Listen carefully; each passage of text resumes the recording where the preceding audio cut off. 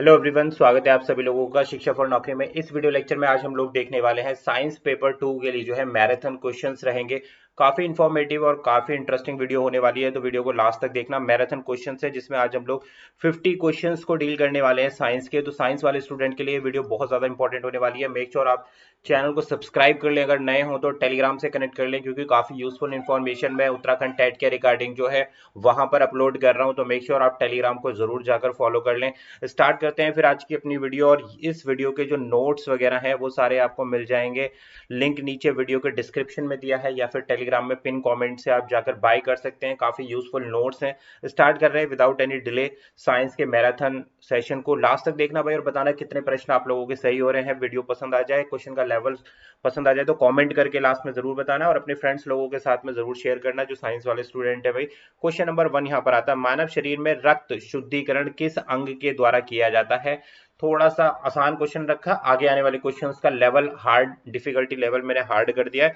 प्रश्न 1 से पूछा है कि शुद्धिकरण किस अंग द्वारा किया जाता है। अभी लास्ट मैंने आपको एक थ्योरी चैप्टर कराया था, ये अगर आपने वो देखा होगा तो आसान से कर देंगे। हृदय के द्वारा, मस्तिष्क द्वारा, यकृत द्वारा या फिर वृक्क किडनी द्वारा। तो सबको पता है कि भाई रक्त का शुद्धिकरण किस किस चीज से होता है। भाई option number D is the right answer. किस लिए इस्तेमाल की जाती है? किडनी जो होती है हमारी, जितने भी हमारे वेस्ट मटेरियल हैं उसको बाहर निकालने में और रक्त को प्योर करने में हम इस्तेमाल करते हैं। राइट आंसर यहाँ पर हमारे पास ऑप्शन नंबर डी है। किडनी जो है किस लिए इस्तेमाल की जाती है भाई? ब्लड को प्योर करने में और जितने भी वेस्ट मटेरियल है उसको बाहर निकालने में, शरीर से बाहर निकालने के लिए जो बॉडी पार्ट यूज होता है वो है हमारे पास kidney. Option number D is the right answer. Next question number 2 पर बढ़ेंगे।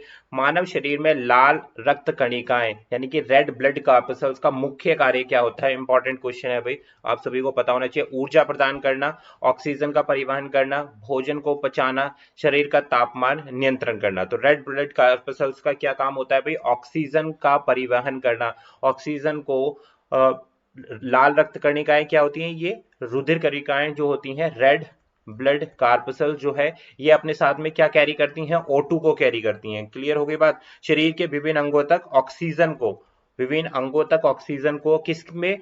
ब्लड के फॉर्म में, यानी कि ब्लड में घुलित ऑक्सीजन को अलग अलग बॉडी पार्ट्स तक पहुंचाने का काम रेड ब्लड कार्पसल्स ही करती हैं। और जैसे हीमोग्लोबिन हो गया जो लाल रक्त कणिकाओं में जो है पाया जाता है। ऑक्सीजन को फेफड़ों से शरीर से अन्य हिस्सों में लाने के लिए किसका क्या काम करती हैं? रेड ब्लड कार्पसल्स ही काम करती हैं। तो अभिष्ट उत्तर क्या हुआ हमारे पास? ऑप्शन नंबर 20 का राइट आंसर हुआ। नेक्स्ट पढ़ रहे हैं क्वेश्चन नंबर 3 के साथ में। क्वेश्चन 3 बोलता है, निम्नलिखित में से कौन सा पदार्थ जीवाश्म ईंधन का एक उदाहरण है? कोयला है, लकड़ी है, जल है या फिर वायु है? क्या पूछा गया है आपसे? क्वेश्चन को ध्यान से देखना है। जीवाश्म ईंधन क्या होता है? तो यहाँ पर राइट आंसर है हमारे पास ऑप्शन नंबर ए। जो कोयला है वो किस क्या काम आता है भाई? जीवाश्म ईंधन का काम आता है। कोयला हो गया, जैसे पेट्रोलियम हो गया। इसके अलावा अगर दूसरे जीवाश्म ईंधन की बात करें, पेट्रोलियम हो गया, ठीक है। नेक्स्ट अगर हम बात करें नेचुरल गैस, जिसको हम बोलते हैं प्राकृतिक प्राकृतिक गैस, क्या है? ये जीवाश्म ईंधन है जो लाखों वर्षों से धरती में दबे हुए हैं, धरती के भीतर मौजूद हैं, दबे हुए हैं, विघटन हो गए हैं। तो इनसे जो हम ऊर्जा हमें मिलती है, ये क्या है? हमारे लिए ऊर्जा का एक स्रोत का कार्य करते हैं। क्या कहलाते हैं? जीवाश्म ईंधन कहलाते हैं। Option number A is the right answer. Next बढ़ेंगे क्वेश्चन नंबर 4। सौर मंडल का सबसे बड़ा ग्रह कौन सा है? ये आपको बताना है। ऑप्शन देखते हैं, पृथ्वी है, मंगल है, बृहस्पति है या फिर शनि है। तो राइट आंसर है हमारे पास ऑप्शन नंबर सी, पृथ्वी का सौर मंडल का सबसे बड़ा जो ग्रह है वो है हमारे पास option number C is the right answer. बृहस्पति को सबसे बड़ा ग्रह माना गया है भाई।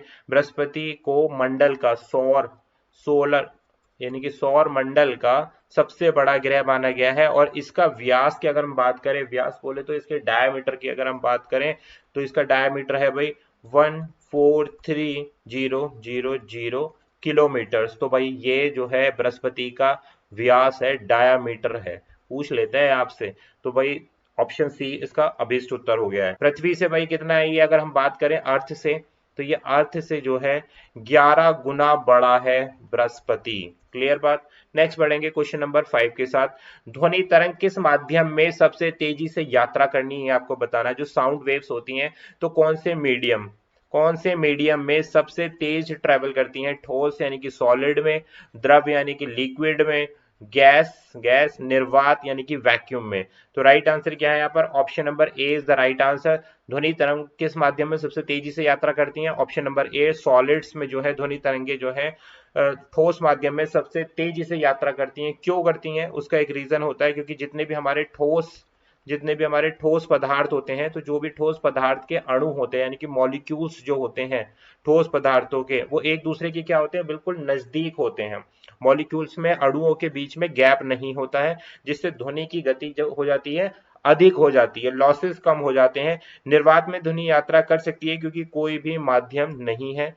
ठीक है, निर्वात में ध्वनि जो है यात्रा नहीं कर सकती है, इस चीज को ध्यान देना, क्योंकि निर्वात में कोई भी मीडियम नहीं होता, नहीं कर सकती है क्योंकि कोई भी मीडियम नहीं है निर्वात। तो option number A is the right answer. Solid में ध्वनि तरंगे सबसे तेजी के साथ में ट्रेवल करती हैं। नेक्स्ट बढ़ते हैं क्वेश्चन नंबर 6। मानव शरीर का सबसे बड़ा अंग कौन सा है? ये आपको बताना है। हृदय, यकृत, त्वचा या फिर मस्तिष्क? तो काफी इंपॉर्टेंट क्वेश्चन है भाई, कई बार इस तरीके के क्वेश्चन गलत हो जाते हैं। राइट आंसर है हमारे पास ऑप्शन नंबर सी, इसका अभिष्ट उत्तर रहेगा। जो स्किन है वो पूरे शरीर पर फैला हुआ है, इसलिए मानव शरीर का सबसे बड़ा अंग क्या है? यहाँ पर त्वचा है।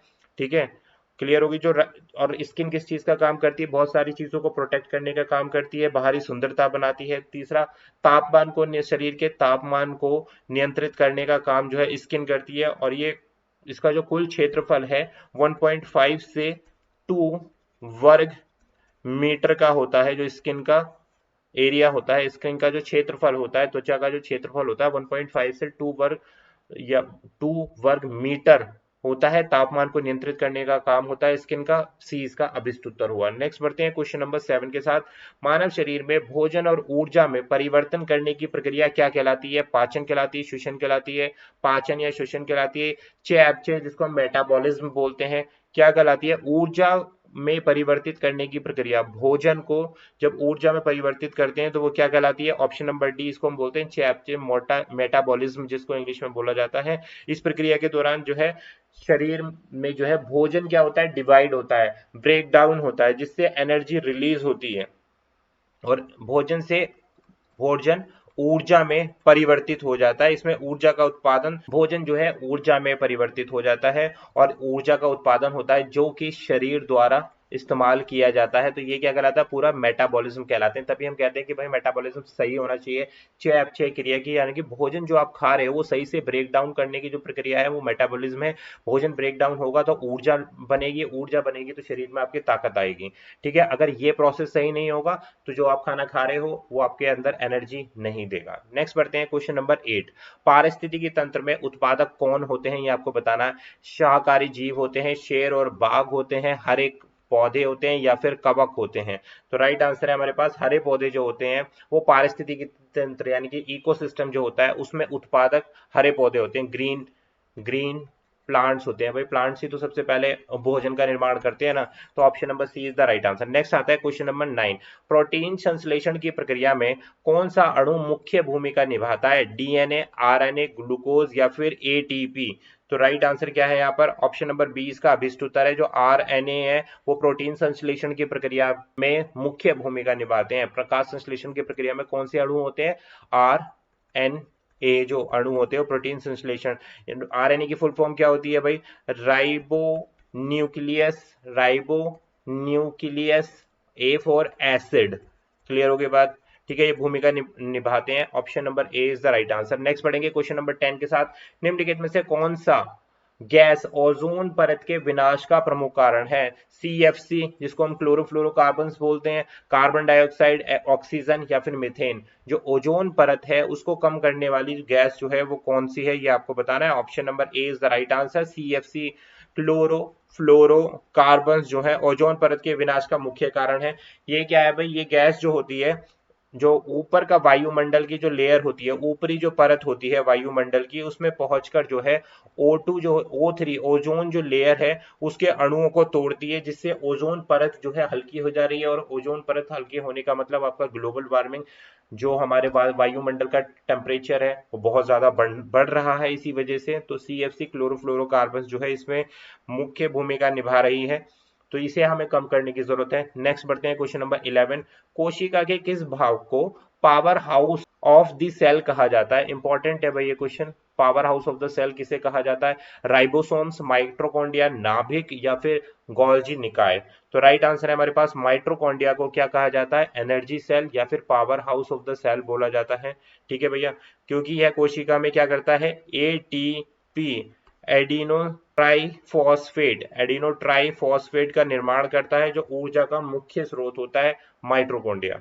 नेक्स्ट बढ़ते हैं भाई, सेल के अंदर की बात हो रही है। क्वेश्चन नंबर 12, डीएनए अणु की संरचना किसके द्वारा की गई थी? ये आपको बताना है। सही क्वेश्चन है भाई, इंपॉर्टेंट क्वेश्चन मार्क कर लो। चार्ल्स डार्विन द्वारा की गई थी, जेम्स वॉटसन या फिर आइजैक न्यूटन ने या फिर अल्बर्ट आइंस्टीन ने? तो अभी उत्तर है यहाँ पर option number B, James Watson और फ्रांसिस क्रिक ने जो है डीएनए अणु की क्या करी थी भाई? यहाँ पर संरचना, डीएनए अणु की संरचना किसके द्वारा? जेम्स वॉटसन और फ्रांसिस क्रिक ने की थी। और ईयर अगर पूछ लिया जाए तो 1953 में ये इन्होंने किया था, डीएनए अणु की जो है संरचना की खोज करी थी। और इस खोज के लिए उन्हें नोबेल पुरस्कार से भी सम्मानित किया गया था। जेम्स वॉटसन और फ्रांसिस क्रिक को नोबेल प्राइज के लिए भी सम्मानित किया गया था। 1953 में ये इन्होंने किया था, अणु की संरचना की खोज जो है। नेक्स्ट बढ़ते हैं, क्वेश्चन नंबर आता है हमारे पास 13, आसान है बट क्वेश्चन को यहाँ पर गलत कर देते हैं। कौन सा विटामिन वसा में घुलनशील होता है? दो प्रकार के विटामिन होते हैं हमारे पास में, वसा में घुलनशील होता है और पानी में घुलनशील होते हैं। तो अभी हमें बताना है जो फैट सोलुबल होते हैं वो कौन से होते हैं? विटामिन सी है, विटामिन बी है, विटामिन डी है या फिर विटामिन के है? राइट आंसर क्या है हमारे पास? ऑप्शन नंबर सी, जो विटामिन डी है, विटामिन जो डी है वो क्या है? वसा में घुलनशील हमारा विटामिन है। और वसा में घुलनशील कौन कौन से विटामिन है? ए हो गया, डी हो गया, ई हो गया और के हो गया। ये क्या है? सारे के सारे वसा में घुलनशील होते हैं, इस चीज को ध्यान रखना।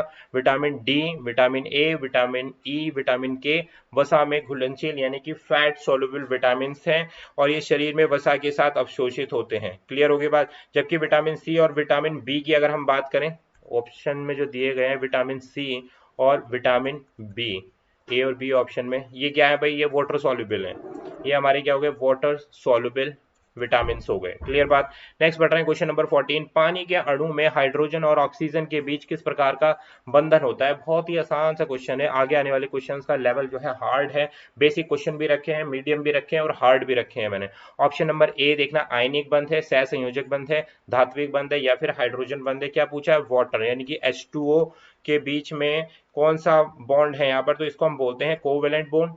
ऑप्शन नंबर बी, सहसंयोजक बंध इसको बोला जाता है, क्योंकि H2O में हाइड्रोजन और ऑक्सीजन के बीच H2O के बीच सहसंयोजक बंध होता है, जिसमें दोनों तत्व अपने इलेक्ट्रॉन साझा करते हैं, उसी हम क्या बोलते हैं? कोवेलेंट सहसंयोजक बंध कहा जाता है। नेक्स्ट बढ़ेंगे, क्वेश्चन नंबर 15 आ गया, पृथ्वी की परिक्रमा करते समय चंद्रमा कितने समय में एक पूर्ण चक्कर पूरा कर लेता है? 24 घंटे में, 7 दिन में, 29.5 डेज में या फिर 365 डेज में? तो राइट आंसर क्या है? ऑप्शन नंबर सी है भैया, राइट आंसर। इंपॉर्टेंट है ये क्वेश्चन भी, पृथ्वी की परिक्रमा करते समय चंद्रमा कितने समय में एक चक्कर पूरा कर लेता है? तो ये है भाई 29.5 डेज के अंतर्गत ये कार्य कर लेता है। यह समय चंद्रमा जो है पूर्ण कर लेता है, जिससे कि चंद्र एक माह भी कहा जाता है। ठीक है, ऑप्शन नंबर सी इसका राइट आंसर है। नेक्स्ट क्वेश्चन नंबर 16, मानव रक्त में प्लाज्मा का प्रतिशत कितना होता है? अगेन इंपॉर्टेंट क्वेश्चन, प्लाज्मा की परसेंटेज कितनी होती है? 45 होती है, 55 होती है, 60% होती है या फिर 80% होती है? तो प्लाज्मा बॉडी के अंदर 55% पाया जाता है। तो ये आपको पता होना चाहिए कि ब्लड में प्लाज्मा की जो परसेंटेज है वो 55% है। क्लियर हो गई बात भाई? 55% होता है प्लाज्मा। मुख्य रूप से क्या होता है ब्लड में? देखो, पानी होता है, साथ में हमारे प्रोटीन भी होता है ब्लड के अंदर, ठीक है, इलेक्ट्रोलाइट्स भी मौजूद होते हैं और अन्य घुलनशील पदार्थ होते हैं। और शेष 45% भाग जो है आरबीसी का होता है, रुधिर कणिकाएं, लाल रुधिर कणिकाएं जिनको बोला जाता है, और श्वेत रुधिर कणिकाएं और प्लेटलेट्स। 55% में क्या हो गया भाई? प्लाज्मा हो गया, ध्यान देना, 55% में प्लाज्मा हो गया और अन्य तत्वों में पानी हो गया, प्रोटीन हो गया और अन्य घुलनशील पदार्थ हो गए हमारे। 45% में आपका red blood corpuscles plus WBC white blood corpuscles plus platelets. ये सारी चीजें पाई जाती हैं। नेक्स्ट बढ़ेंगे भाई क्वेश्चन नंबर 17, वह प्रक्रिया जिसमें जल वाष्प में परिवर्तित हो जाता है क्या कहलाता है? आसान क्वेश्चन है। संघनन, वाष्पीकरण, गलन या फिर पिघलना। तो वाष्प जो है, जल जो है वाष्प में परिवर्तित होता है, इस प्रोसेस को हम क्या बोलते हैं? इवापोरेशन यानी कि वाष्पीकरण इस प्रोसेस को बोला जाता है। नेक्स्ट बढ़ते हैं भाई क्वेश्चन नंबर 18 के साथ, कौन सा हार्मोन्स पौधों में फल पकने के लिए उत्तरदायी होता है? एथिलीन, ऑक्सिन, साइटोकाइनिन या फिर जिब्रेलिन। इंपॉर्टेंट है भाई, फलों को पकने में कौन सा हार्मोन्स जो है इंपॉर्टेंट होता है? राइट आंसर है हमारे पास ऑप्शन नंबर ए, इसका अभिष्ट उत्तर है जो एथिलीन होता है। एक हार्मोन्स, एथिलीन हार्मोन्स ऐसा हार्मोन्स होता है जो पौधों में फलों के पकने के लिए या प्रक्रिया को पूरा करने के लिए या फलों के पकने की प्रक्रिया को नियंत्रित करने के लिए महत्वपूर्ण होता है। यह फल को पकने के दौरान और कोशिकाओं को, जितनी भी हमारी कोशिकाएं होती हैं प्लांट की, कोशिकाएं जो होती हैं प्लांट्स की, उनको जो है क्या करता है? नरम करने के साथ साथ स्वाद और रंग को भी लेके आता है एथिलीन जो हार्मोन्स होता है पौधों के अंदर। नेक्स्ट बढ़ रहे हैं भाई क्वेश्चन नंबर 19, न्यूटन का तीसरा नियम क्या है? क्वेश्चन डाल दिया मैंने जिससे आपका रिवाइज्ड हो जाए, कई बार हम इन चीजों पर ध्यान नहीं देते हैं, प्रश्न पूछ लेते हैं इस प्रकार के। तो प्रत्येक क्रिया के बराबर और विपरीत प्रतिक्रिया होती है। बल इज इक्वल टू द्रव्यमान गुणा त्वरण। द्रव्यमान ऊर्जा का संरक्षण करता है, प्रत्येक वस्तु अपने स्थिर या गति की स्थिति में रहती है जब तक कि बाहरी बल न लगाया जाए। न्यूटन का तीसरा नियम क्या है? ऑप्शन नंबर ए इसका राइट आंसर है, प्रत्येक क्रिया के बराबर और विपरीत प्रतिक्रिया होती है। ये न्यूटन का हमारा कौन सा नियम है? जब भी किसी वस्तु पर बस बल लगाया जाता है तो वो उतना ही बल वापस कर देती है, तो क्या हो जाती है? प्रतिक्रिया के रूप में। तो ये न्यूटन का तीसरा नियम है, काफी इंपॉर्टेंट है भाई, इसे क्रिया प्रतिक्रिया का नियम भी कहा जाता है। नेक्स्ट क्वेश्चन नंबर 20, कोशिका में किस अंग को प्रोटीन फैक्ट्री कहा जाता है? माइटोकॉन्ड्रिया, माइटोकॉन्ड्रिया तो होगा ही नहीं, power house of the cell कहलाता है ये। राइबोसोम्स, गोल्जी निकाय या फिर लाइसोसोम। तो राइट आंसर है हमारे पास ऑप्शन नंबर बी, जो राइबोसोम्स होते हैं वो क्या होते हैं भाई? प्रोटीन फैक्ट्री कहा जाता है, क्योंकि यहाँ प्रोटीन संश्लेषण की जितनी प्रक्रिया होती है, प्रोटीन सिंथेसिस की जितनी प्रक्रिया होती है वो राइबोसोम्स में होती है। तो option number B is the right answer. Next बढ़ेंगे भाई क्वेश्चन नंबर 21, निम्नलिखित में से कौन सा जीव एक उभयचर है? ये आपको बताना। मगरमच्छ, मेंढा, छिपकली, मछली। बहुत ही आसान सा क्वेश्चन आ चुका है भाई आप लोगों के सामने, आपको बताना है उभयचर कौन होता है। ऑप्शन नंबर बी इसका अभिष्ट उत्तर है। उभयचर क्या है? जल और थल दोनों में जो जीव रहते हैं उनको हम बोलते हैं उभयचर बोलते हैं। तो मेंढक ऐसा है, आपको पता है, पानी में भी सर्वाइव कर जाता है, पानी में भी रहता है और ऊपर भी, जमीन पर भी आ जाता है, तो ये उभयचर की श्रेणी में आ गया भाई। नेक्स्ट बढ़ते हैं क्वेश्चन नंबर 22, निम्नलिखित में से किस तत्व में सर्वाधिक विद्युत ऋणात्मकता होती है? इंपॉर्टेंट है भाई, कौन सा तत्व है जिसमें विद्युत ऋणात्मकता पाई जाती है? ऑक्सीजन, नाइट्रोजन, फ्लोरीन या फिर कार्बन। तो अभिष्ट उत्तर है हमारे पास ऑप्शन नंबर सी, इसका अभिष्ट उत्तर हुआ फ्लोरीन जो होती है उसमें क्या विद्युत ऋणात्मकता पाई जाती है, जिसका मतलब क्या है, इसका अर्थ क्या हुआ भाई? जो फ्लोरीन होती है उसमें विद्युत ऋणात्मकता है, इसमें क्या होता है, इसमें जो भी जितने भी हमारे अन्य तत्व होते हैं, तत्वों के जो भी इलेक्ट्रॉन होते हैं उनको आकर्षण करने की, इलेक्ट्रॉन को क्या करेंगे, या आकर्षण करने की क्षमता रखते हैं। इसी को हम क्या कहते हैं? विद्युत ऋणात्मकता कहते हैं। फ्लोरीन F माइनस यानी कि आपका क्या हो गया? ऋणात्मकता। जितने भी अन्य तत्व हैं उनको क्या करेंगे भैया? आकर्षित करने का काम करेगा। नेक्स्ट बढ़ेंगे क्वेश्चन नंबर 23, जिस प्रक्रिया के दौरान ग्लूकोज का अपघटन करके ऊर्जा उत्पन्न की जाती है उसे प्रकाश संश्लेषण बोलेंगे, श्वसन बोलेंगे, पाचन बोलेंगे या फिर किण्वन जिसको हम फर्मेंटेशन भी बोलते हैं वो बोलेंगे। क्या किया जा रहा है? ग्लूकोज को ब्रेक डाउन किया जा रहा है, अपघटन किया जा रहा है और ऊर्जा उत्पन्न करी जा रही है। तो इस प्रोसेस को क्या बोला जाता है? ऑप्शन नंबर बी बोला जाता है। इस प्रोसेस को बोलते हैं हम श्वसन बोलते हैं। श्वसन वह प्रक्रिया है जिसमें ग्लूकोज जो होता है, ग्लूकोज का अपघटन करके कोशिकाओं में यानी कि सेल्स में ऊर्जा उत्पन्न की जाती है, सेल्स में ऊर्जा उत्पन्न की जाती है। और यह प्रक्रिया जो है ऑक्सीजन की इन प्रेजेंस ऑफ O2 होती है, ऑक्सीजन की उपस्थिति में होती है और ये एटीपी का निर्माण करती है। एटीपी वही है, एनर्जी स्टोर करने के लिए।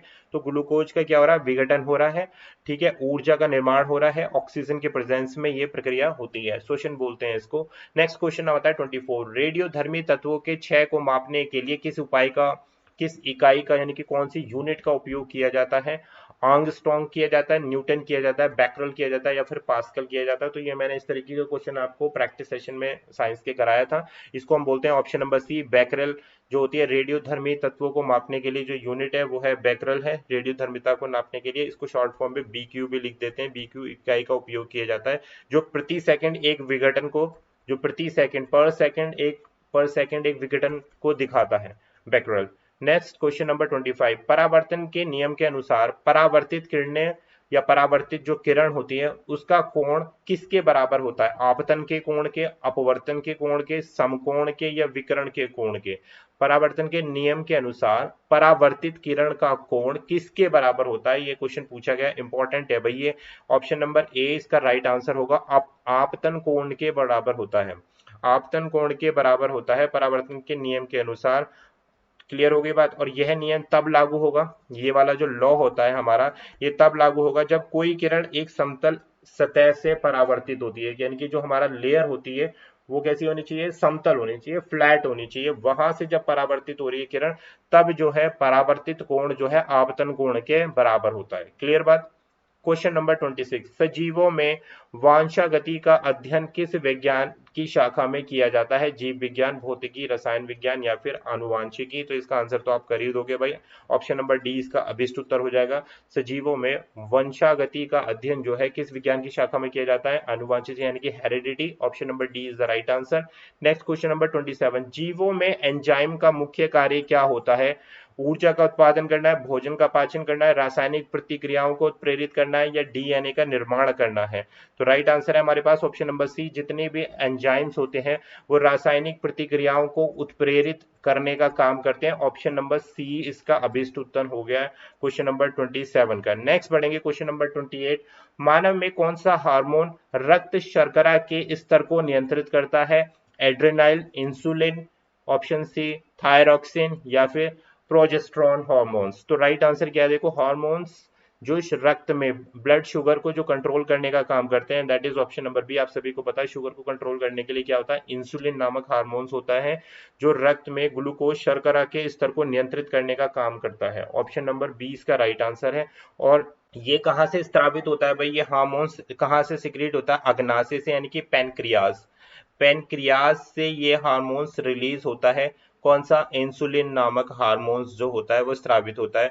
ग्लूकोज को कोशिकाओं में प्रवेश करने से मदद करता है ये, और रक्त शर्करा के स्तर को नियंत्रित करने का काम करता है ब्लड शुगर, जिसको बोलते हैं insulin hormones. Next question number 29, सूर्य के प्रकाश का कितना प्रतिशत पृथ्वी पर पहुंचता है? आसान सा क्वेश्चन है, क्वेश्चन आपसे कहीं कहीं पूछ लिया जाता है इस प्रकार के क्वेश्चन को। तो 50% है, 70% है, 100% या 1%? सूर्य के प्रकाश का कितना प्रतिशत पृथ्वी तक पहुंच रहा है? 1% ही मानो। Option number D is the right answer. Next question number 30, निम्नलिखित में से कौन सा संक्रमण जल के माध्यम से फैलता है? कौन सा ऐसा संक्रमण है जो जल के माध्यम से फैल रहा है भाई? मलेरिया है, डेंगू है, हैजा है, चिकनगुनिया है? Option number C is the right answer. जल संक्रमण, संक्रमण पूछा है ना, तो इसलिए ऑप्शन नंबर सी हमने दिया है। हैजा क्या है? एक जीवाणु संक्रमण है, इस चीज को ध्यान रखना। जीवाणु संक्रमण है ये, जो दूषित पानी के सेवन से फैलता है, और इसके कारण, इसका मुख्य कारण क्या है? वाइब्रो कॉलेरा, वाइब्रो कॉलरेट जो है इसका मुख्य कारण है। हैजा हो गया। डेंगू क्या होता है? मच्छर के द्वारा होता है, लेकिन ये मच्छर भी कहाँ होते हैं? जो गंदे पानी में, जहां बरसात का पानी इकट्ठा हो जाता है तो उसमें पैदा हुए मच्छर से होता है। लेकिन हैजा जो है जीवाणु संक्रमण कहलाता है। तो ऑप्शन नंबर सी इसका राइट आंसर हो गया। नेक्स्ट क्वेश्चन नंबर आ गया हमारे पास 31, रक्त में ऑक्सीजन का परिवहन किसके द्वारा होता है? ये आपको बताना है। श्वेत रक्त कणिका, प्लाज्मा, हीमोग्लोबिन या फिर प्लेटलेट्स? रक्त में ऑक्सीजन का परिवहन किसके द्वारा होता है? ब्लड के अंदर पूछा गया है यहाँ पर। तो क्या कौन करता है ये काम भाई रक्त के अंदर? श्वेत रक्त कणिकाएं, प्लाज्मा, हीमोग्लोबिन? तो option number C is the right answer. Haemoglobin जो है रेड ब्लड कार्पेसल्स जो नहीं कि जो आरबीसी होती है उसी में हीमोग्लोबिन पाया जाता है। तो रेड ब्लड कार्पेसल्स रक्त कणिकाओं में पाया जाता है, जो कि क्या है? एक प्रकार का प्रोटीन है। तो हीमोग्लोबिन क्या है? एक प्रकार का प्रोटीन है जो आरबीसी में पाया जाता है, और यही रक्त में ऑक्सीजन का परिवहन स्रोत होता है और परिवहन करने में मदद करता है। ये क्लियर होगी बात भाई यहाँ पे? आई थिंक कहाँ तक पहुंचाने का काम करेगा? जो आरबीसी होते हैं ये फेफड़ों तक, यानी कि लंग्स तक ले जाने का काम करते हैं। ऑक्सीजन को फेफड़ों से शरीर के अन्य भागों तक पहुंचाने का काम करते हैं। आरबीसी की बात हो रही है। Option number C is the right answer. Protein है एक प्रकार का, आरबीसी में पाया जाता है और रक्त में ऑक्सीजन के परिवहन द्वारा मदद करता है। नेक्स्ट क्वेश्चन नंबर 32, नाभिकीय ऊर्जा किस प्रकार या किस प्रक्रिया से उत्पन्न होती है? नाभिकीय ऊर्जा, नाभिकीय ऊर्जा समझते हो आप, न्यूक्लियर एनर्जी जिसको हम बोलते हैं इंग्लिश में, किस प्रक्रिया यानी कि किस प्रोसेस के थ्रू उत्पन्न होती है? संलयन द्वारा, अपघटन द्वारा, संघनन द्वारा, या फिर डी पिघलना। तो देखो संघनन और पिघलना ये हटा दो, संलयन और अपघटन देखते हैं। तो राइट आंसर क्या होगा हमारे पास 32 का ऑप्शन नंबर ए। नाभिकीय ऊर्जा का उत्पादन नाभिकीय संलयन से होता है, संलयन से होता है। इसमें क्या होता है, जितने भी हल्के नाभिक होते हैं, जितने भी हल्के नाभिक होते हैं आपस में मिलकर भारी नाभिक का निर्माण करते हैं, यानी कि बड़े नाभिक का निर्माण करते हैं, और इससे ऊर्जा जो है उत्पन्न होती है। इसी प्रोसेस को संलयन बोलते हैं। नेक्स्ट क्वेश्चन नंबर 33 आ गया है भाई हमारे पास। कौन सा विटामिन रक्त के थक्का बनने में सहायता करता है? आसान क्वेश्चन है। Vitamin A, vitamin C, vitamin D या विटामिन के? तो ऑप्शन नंबर डी इसका राइट आंसर है। जो रक्त का थक्का बनने में कौन सा विटामिन शामिल है? विटामिन के शामिल होता है, और ये मुख्य रूप से अपनी भूमिका निभाता है। इसमें क्या होता है भाई, प्रोटीन, प्रोटीन और अन्य जितने भी सेल्स होते हैं या कोशिकाएं होती हैं, उसकी वो क्या होती हैं, जो कोशिकाएं होती हैं वो हमारी सक्रिय हो जाती है। विटामिन के की बात कर रहा हूं, जो बाद में प्रोटीन जो ब्लड होता है उसको थक्का बनाने में हेल्प करती हैं। नेक्स्ट बढ़ेंगे क्वेश्चन नंबर 34। न्यूटन के गति के दूसरे नियम के अनुसार बल का सूत्र क्या होगा? बल इज इक्वल टू द्रव्यमान गुणा त्वरण, द्रव्यमान बटे त्वरण, या बल इज इक्वल टू त्वरण बटे द्रव्यमान, या बल इज इक्वल टू द्रव्यमान प्लस त्वरण। तो राइट आंसर क्या हो गया? देखो मैं यहीं लिख देता हूं, बल इज इक्वल टू द्रव्यमान, द्रव्यमान यानी कि द्रव्यमान गुणा आ जाएगा हमारे पास त्वरण।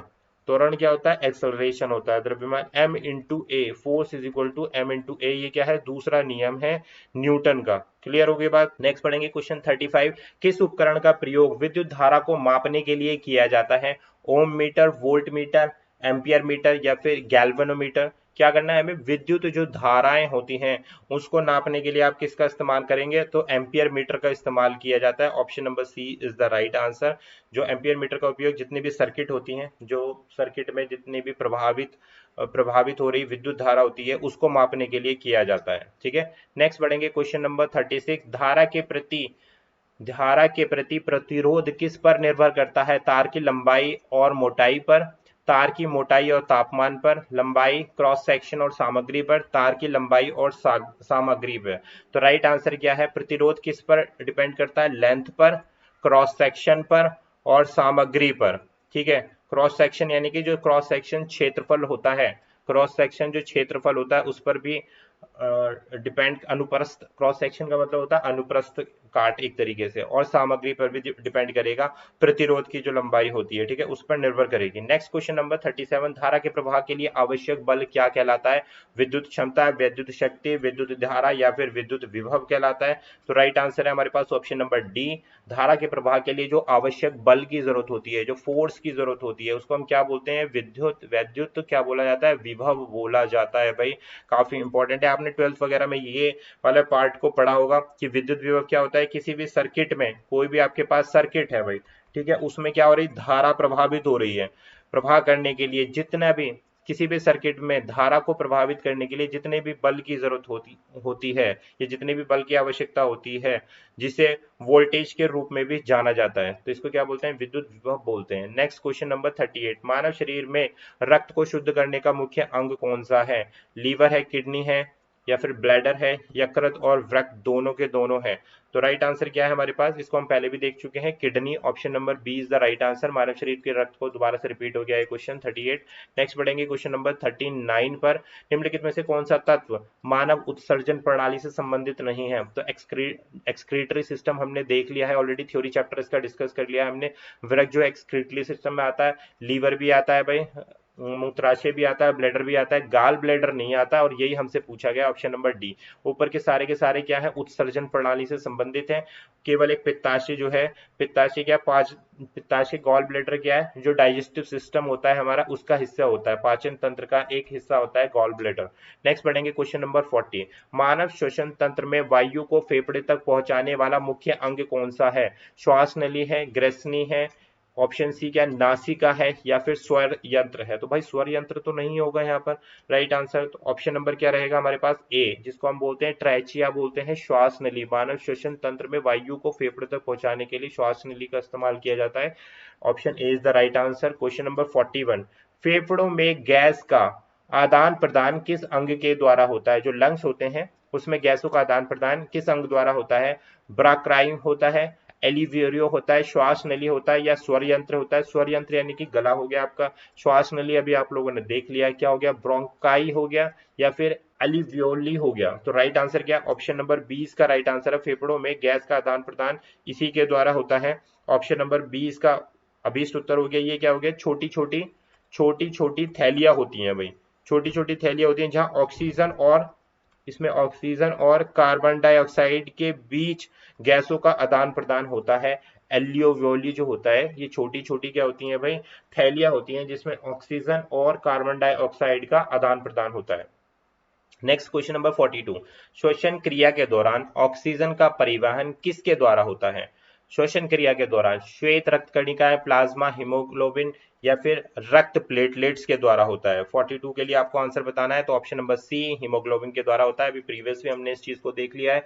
नेक्स्ट क्वेश्चन आता है 43, निम्नलिखित में से कौन सा रासायनिक परिवर्तन है, ये आपको बताना है। बर्फ का पिघलना, लोहे का जंग लगना, पानी का उबलना, चीनी का घुलना।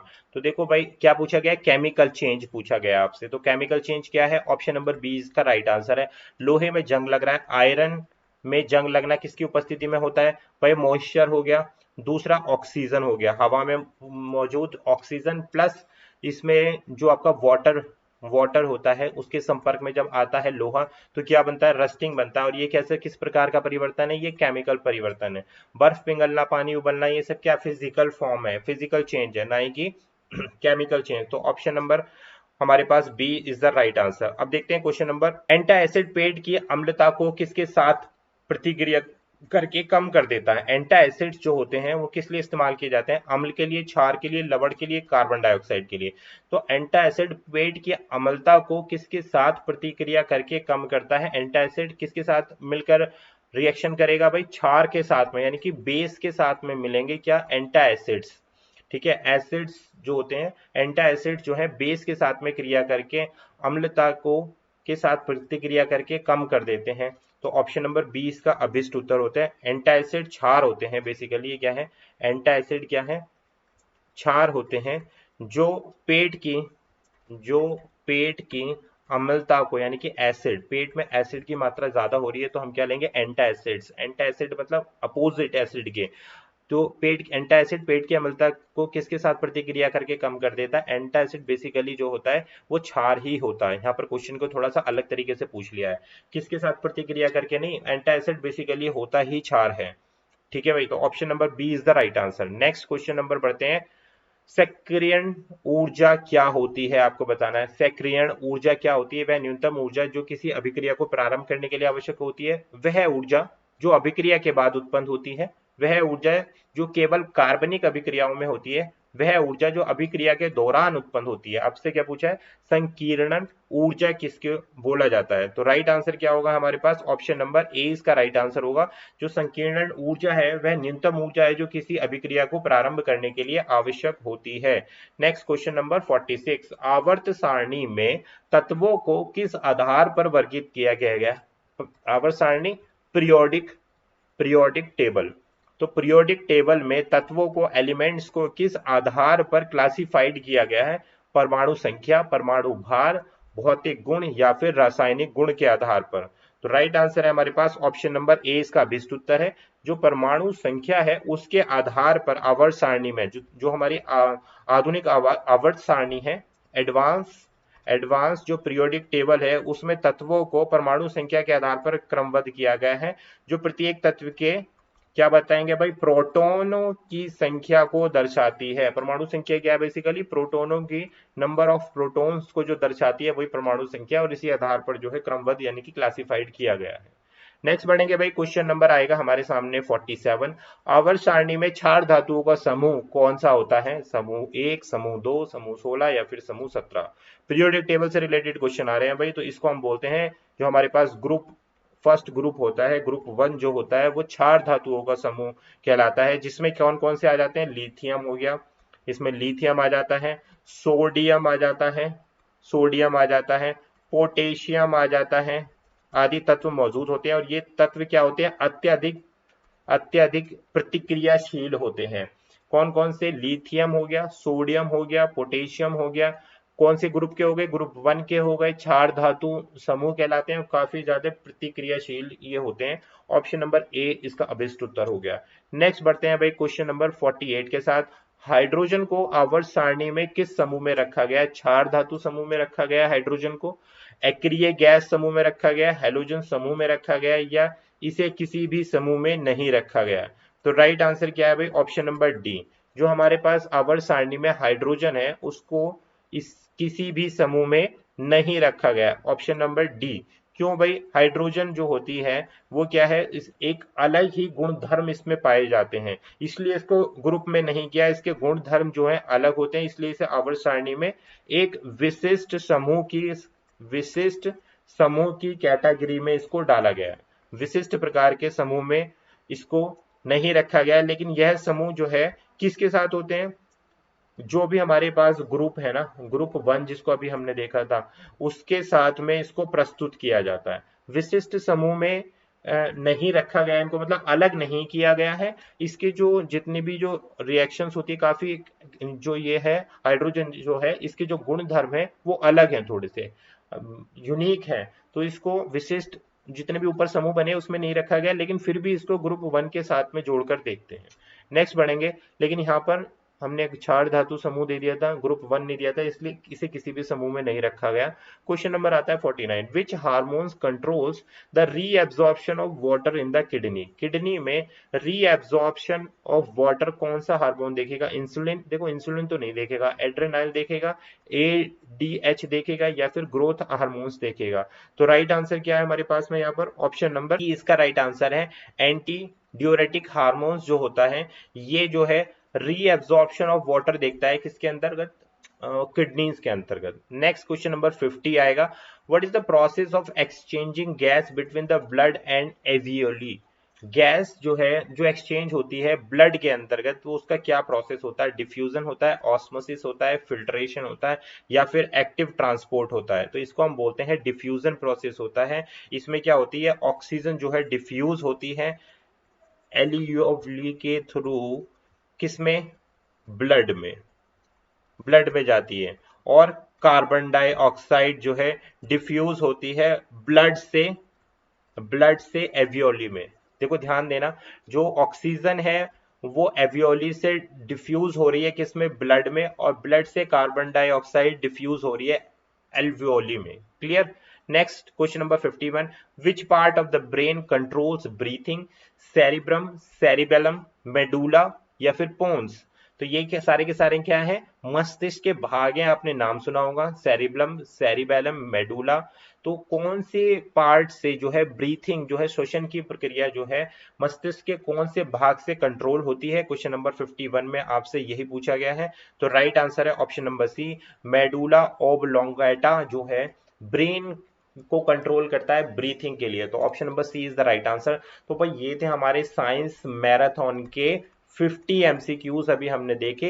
इसमें कुछ क्वेश्चन मैंने काफी इजी लेवल के रखे थे, कुछ क्वेश्चन का लेवल जो है, तो आई होप आपको क्वेश्चन का लेवल पसंद आया होगा। वीडियो पसंद आई तो एक लाइक कर देना, चैनल पे नए हो तो सब्सक्राइब कर देना। मिलेंगे आपसे एक और नए वीडियो में, तब तक आप चैनल को सब्सक्राइब करें भाई, काफी सारे थ्योरी चैप्टर्स भी आने वाले हैं चैनल पर। और अगर आपको नोट्स वगैरह चाहिए तो टेलीग्राम पर जाकर कनेक्ट कर लेना।